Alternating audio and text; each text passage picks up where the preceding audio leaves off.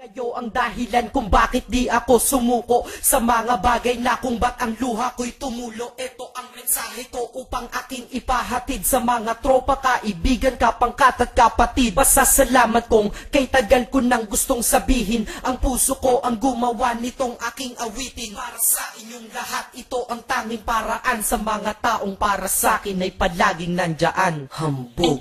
Kayo ang dahilan kung bakit di ako sumuko sa mga bagay na kung ba't ang luha ko'y tumulo. Ito ang mensahe ko upang aking ipahatid sa mga tropa, kaibigan, kapangkat at kapatid. Pasasalamat kong kay tagal ko nang gustong sabihin, ang puso ko ang gumawa nitong aking awitin. Para sa inyong lahat, ito ang tanging paraan sa mga taong para sa akin ay palaging nandyan. Upang ako'y mabigyan ng kalakasan ng loob at manatili na nakatayo at di patataob na kahit na anumang pagsubok na nagdadatingan. Di ako takot pagkat alam kong may malalapitan. Pag ako ay mayroong problema na dinadala, akala ko ako'y nag-iisa, ngunit hindi pala. Alam nyo ba kung bakit?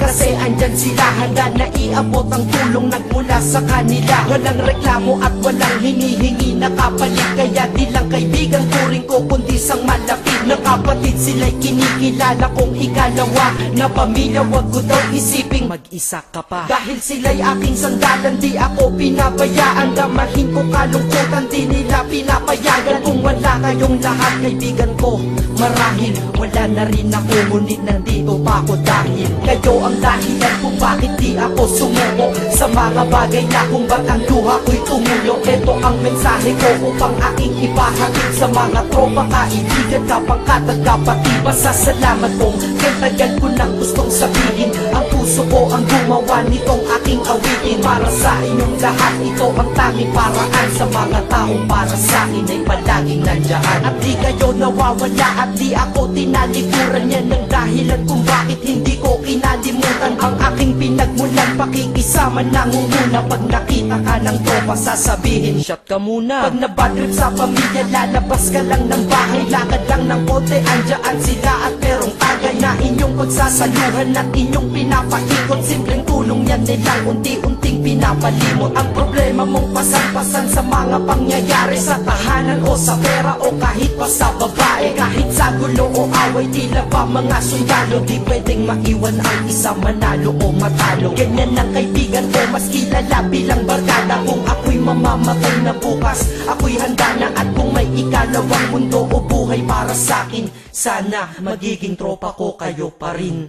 Kayo ang dahilan kung bakit di ako sumuko sa mga bagay na kung ba't ang luha ko'y tumulo. Ito ang mensahe ko upang aking ipahatid sa mga tropa, kaibigan, kapangkat at kapatid. Pasasalamat kong kay tagal ko nang gustong sabihin, ang puso ko ang gumawa nitong aking awitin. Para sa inyong lahat, ito ang tanging paraan sa mga taong para sa akin ay palaging nandyan. Kaya ako'y kontento na dahil kayo'y naging parte ng buhay ko. Sa kabutihan nyo, paano ko gagante? Magtatawagan ng mga tropa, kita-kita lang sa kanto. Pagkatapos didiskarte ng pitselyosi at baso, papaikot ang sombrero para mag-ambag ang tropa. Kahit 20 pwede na, basta lamang makatoma.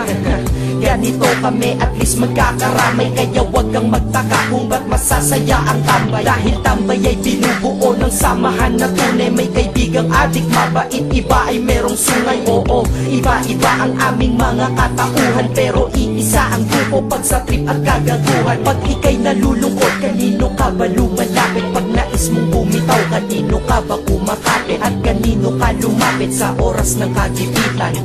San pa ba? Diba sa kaibigan? Kayo ang dahilan kung bakit di ako sumuko sa mga bagay na kung ba't ang luha ko'y tumulo. Ito ang mensahe ko upang aking ipahatid sa mga tropa, kaibigan, kapangkat at kapatid. Pasasalamat kong kay tagal ko nang gustong sabihin, ang puso ko ang gumawa nitong aking awitin. Para sa inyong lahat, ito ang tanging paraan sa mga taong para sa akin ay palaging nandyan. Salamat.